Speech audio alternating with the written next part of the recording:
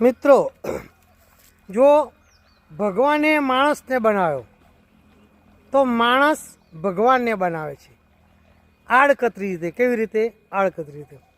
આપણને ભગવાન કેવા હશે એ તો આપણે ફોટા દ્વારા જ કહી શકીએ છીએ કે જેવો ફોટો જોઈએ તો ભાઈ કે આવા ભગવાન હશે.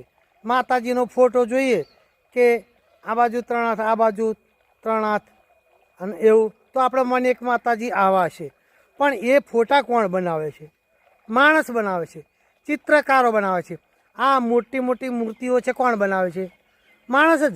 ભગવાન માણસનામાં બુદ્ધિ આપે છે એટલે માણસ એ પ્રમાણેનું કામ કરે છે. બાકી આ સંચાલન તો ભગવાન જ કરે છે, માતાજી જ કરે છે.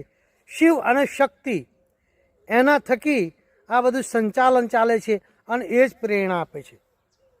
ઘણીવાર માણસ કહે માતાજી જોડે, ભગવાન જોડે જઈને, હે ભગવાન, તમે મારું આટલું કામ કરશો તો હું આટલી બાધા કરી દઈશ. હવે ₹1,00,000 રૂપિયાનું કામ લે ને 25,000ની બાધા કરે. માતાજી કહે છે કે, ભગવાન કહે છે કે ભાઈ તું મારે 75,000 કાઢવા, એના કરતાં તારી બાધા તારી જોડે જ રહેવા દે ને.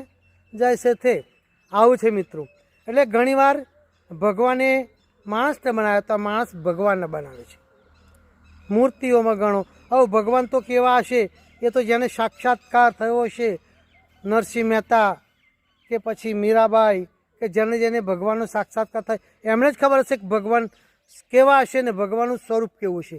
બાકી આપણે તો બધા ફોટા જોઈ અને બધાના કહેવાથી, ગુરુઓના કહેવાથી, પુસ્તકના કહેવાથી આવું આપણે સમજીએ છીએ મિત્રો.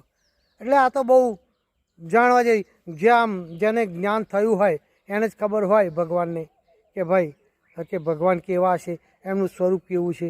બાકી આત્મા જ છે, આત્મા એ જ પરમાત્મા એવું છે મિત્રો.